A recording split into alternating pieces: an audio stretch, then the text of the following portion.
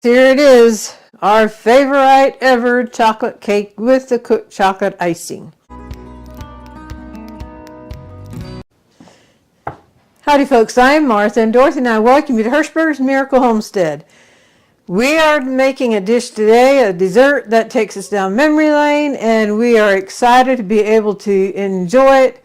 And just the smell and the aroma in the house and the kitchen is going to take us right back to our childhood, because we grew up on this cake and it's taking us right into our senior years.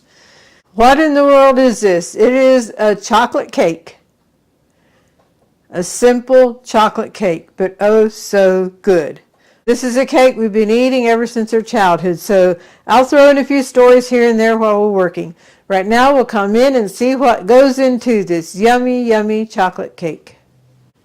The ingredients we need are all-purpose flour. We sift ours, granulated sugar, and this water represents boiling water, buttermilk, eggs at room temperature, Crisco, cocoa, and we do sift our cocoa, vanilla extract, salt, and baking soda. The KitchenAid is going to assist us in mixing the batter together. Before I start on mixing the batter together, I'm going to put the water in the kettle back here, turn the burner on, and it should be ready for us when we're ready for it in the cake batter. I purposely did not pre-measure it, that way if it boils and I don't catch it immediately and some of the water evaporates away, why it doesn't take away from the measurement I need.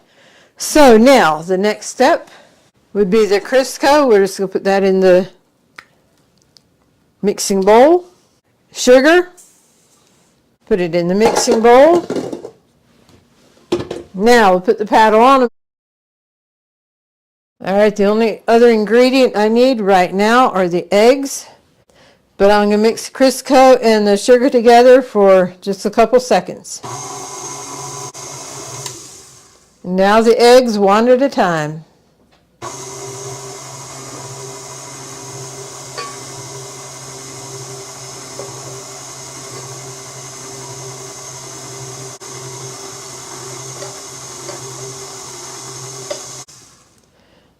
Now I'm just to scrape it down a little bit, make sure there's no Crisco hanging onto the bowls or the paddle.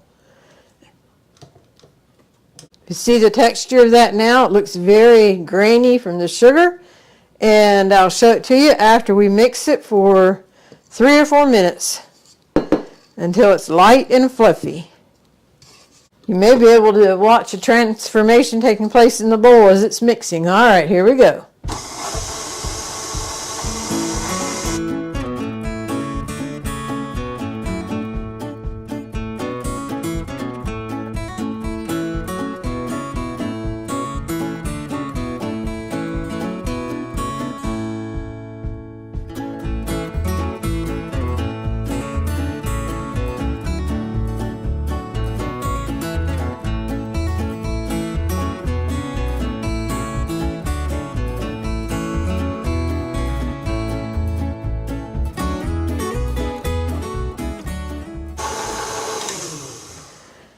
Okie dokie.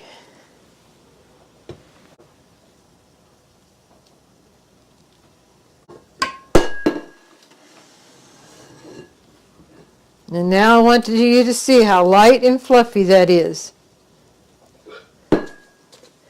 It's exactly like we wanted it before we proceed with the rest of the cake.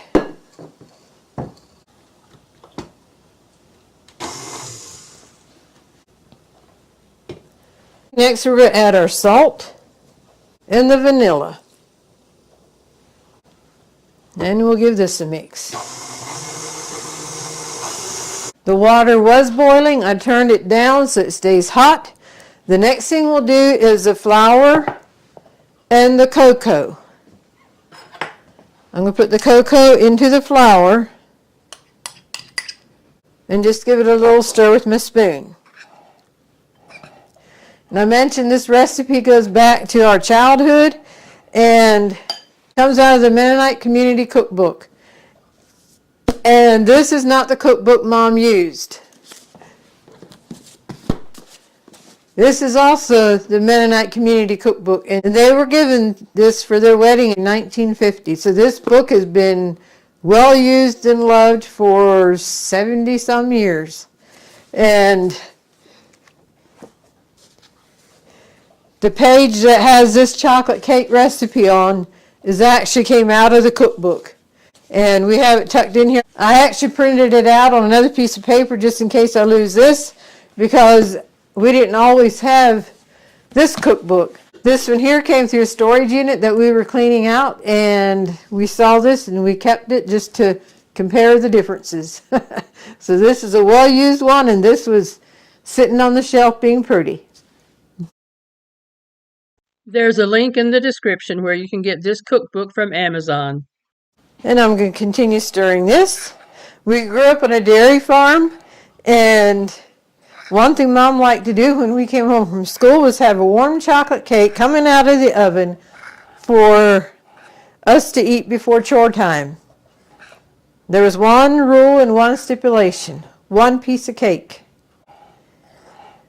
No worries on that, because you can cut your own piece the size you want. So some of our brothers had hearty appetites, and we could easily do away with the cake in a short amount of time. Not that we ate the whole thing, but in a short amount of time, there was no more cake.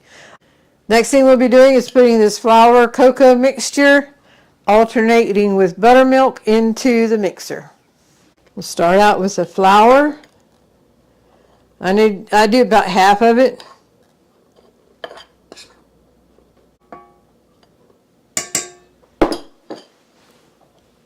And slowly start it so it doesn't blow up a bunch of dust. It still will some. And then some buttermilk just along the side there.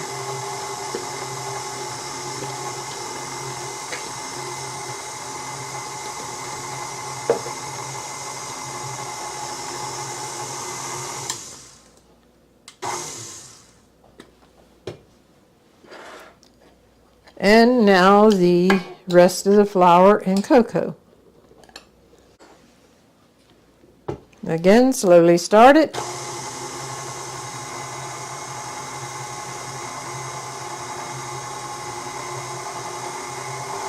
I'm going to add the rest of the buttermilk. That'll get a little bit more liquid in there.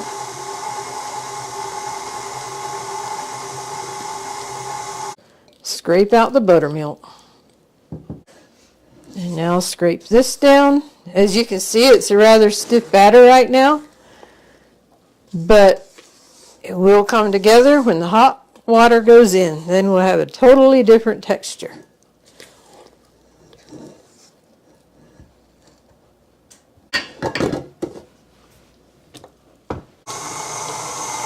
That should be good enough. Turn that back up just a little bit while I tell you another story. Mom, one way she expressed love to her family was through food. And one winter day in South Carolina, we don't have a lot of good snows. Well, this year it had snowed, and we had a nice snow laying on the ground. And across the road from us was a country school, and they had the schoolyard. And our 4 married brothers and the children came throughout the day. It wasn't a planned thing. Some were there.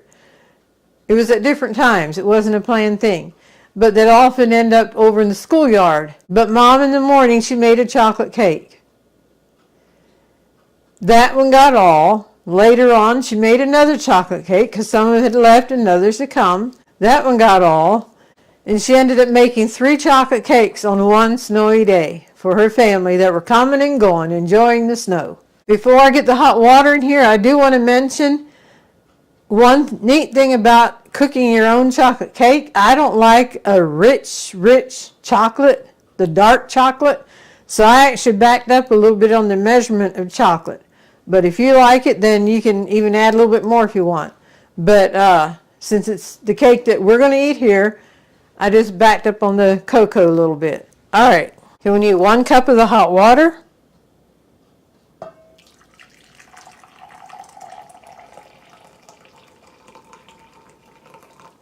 And then the soda, and when the soda hits the water, it's going to bubble.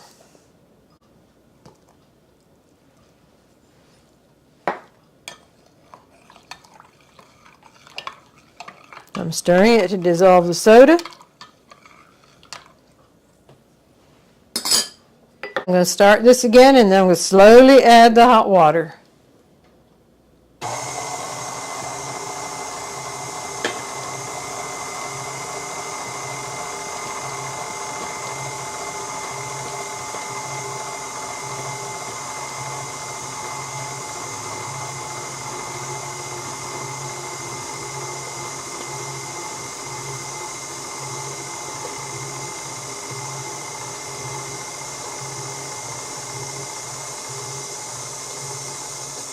Now twirl it around a little bit, make sure the soda settled on the bottom.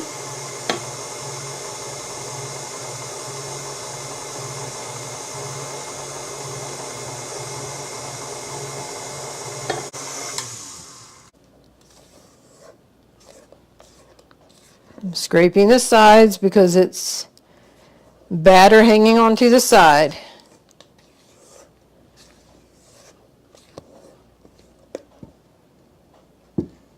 Now we'll mix it just until it's combined. You don't want to over mix it at all, so just until it's combined. There you go, that should do it.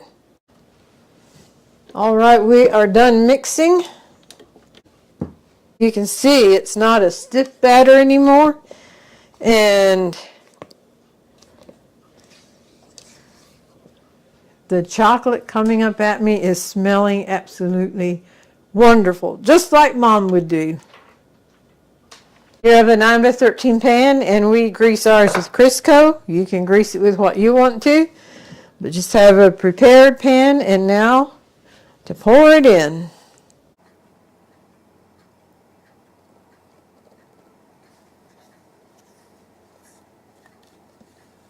I'm leaving that in there for a reason, and I'll tell you in a minute. And by the way, we're going to do a cooked chocolate icing then to go on top of this. The oven is preheated to 350, and I will put it in there. It'll probably be 35-40 minutes, but I'll set the timer and we'll check it.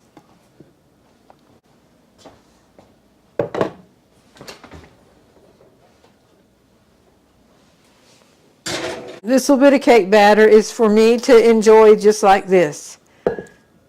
As long as I can remember, if Mom made a cake, she always left batter in the bowl for us to enjoy like that, if we liked that type of cake. And we did. And up until the last cake she made, if I was there, she left batter in the bowl. So, like I said, cooking and providing food for her family was her love language. So I'm going to enjoy this while the cake bakes, and I'll be back. Here we go. It's been in for 35 minutes. And if you're new to baking and you want to make sure your cake is done, which I have not checked this yet, just put your toothpick down the center of the cake. Bring it out. There's still a little cake batter on it, so that means the cake is not done. So I'll put it back in.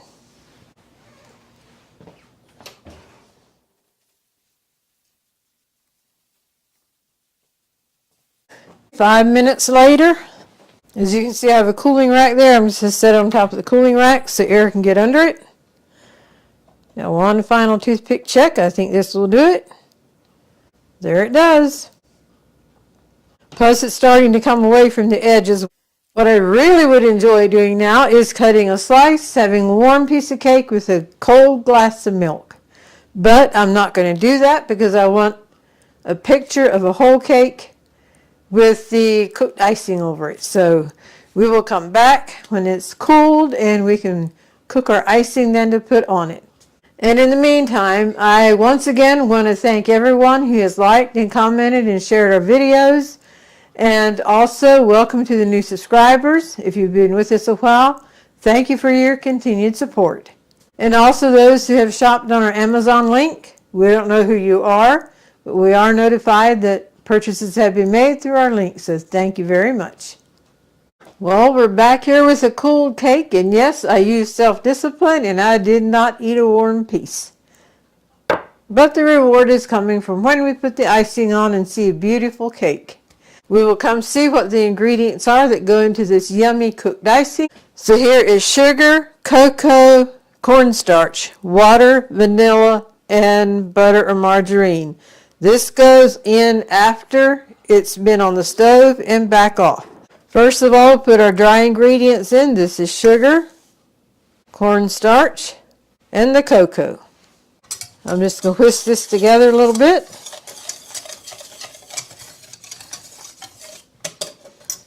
And now we will add the water.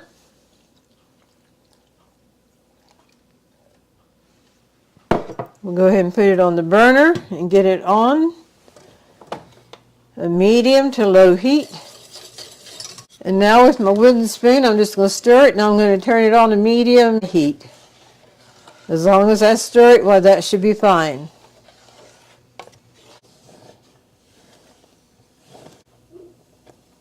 All right, that's at a boil. We'll remove it from the heat.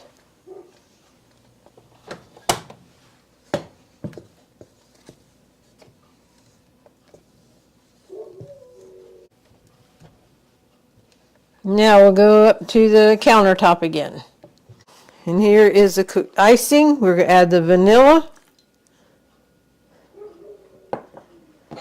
and the butter or margarine. And once this is melted and everything is stirred in together well, you put it on the cake immediately.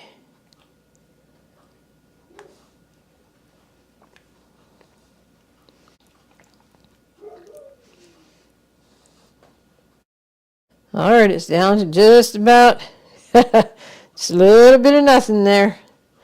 It's just about there. Now the icing, I don't mind it a rich dark like this, but the cake itself, I like it more of a milk chocolate. All right, I think that is melted and all in. All righty, here we go. Just put it down, try to evenly just go across the whole cake, and then we will spread it out evenly, or as evenly as possible.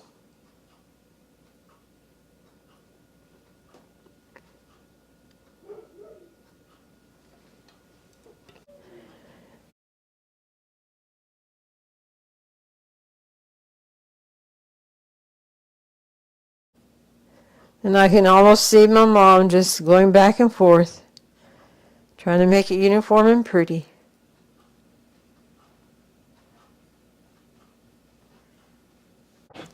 Alrighty folks, here it is. Our favorite ever chocolate cake with the cooked chocolate icing.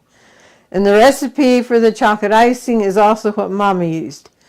So, well, the much anticipated moment is here, and that is to cut into the cake. I like it with milk or with ice cream. And tonight I'm in the mood for milk. So that's what I'm going to put in my cake once I have it in the bowl. And tomorrow I'll probably have it with ice cream, and then we can take a picture of that as well and have that included in the video here. So we'll come in together and cut into the cake. All right, I'm going to get y'all a piece that toward the middle here.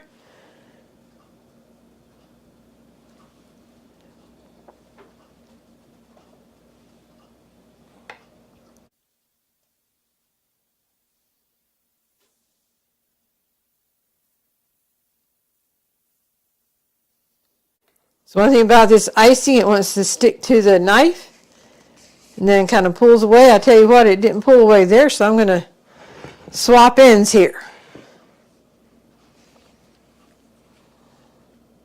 Now I'll do an extra big piece so it shows up good in the plate.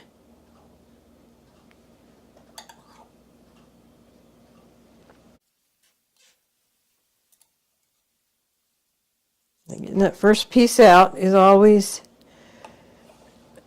Okay, come on up. And there we go. Yummy, yum, yum.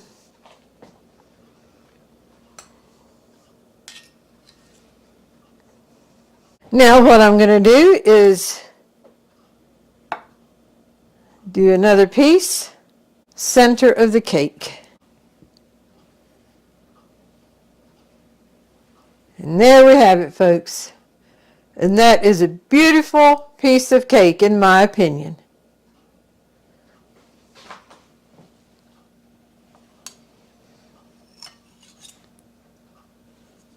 And here's the milk, and it's coming straight from the jug.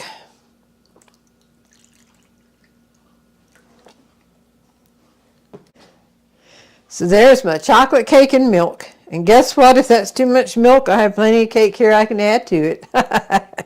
Alrighty. By the way, Martha wasn't the only one to enjoy this chocolate cake. It was so yummy and tasted just like Mom's. One thing I remember, when Mom served hot lunch at school, she would often bake this chocolate cake for that. You'll find the recipe for the cake and for the chocolate icing in the description. And now for the golden thought. Obeying God sometimes seems like the hardest road to take, but in the long run, it is the only lifestyle that brings real peace and genuine joy. And I think we'd all agree that life can be full of joy, but it can also bring its challenges. And to know that we have God on our side and God within us, that can bring a peace and joy that the world does not understand. In the long run, being faithful to God, that is the ultimate, because the rewards for that are to be eternity with Him. We hope you've enjoyed the video. We hope you've been blessed, encouraged, and inspired. And until next time, God bless.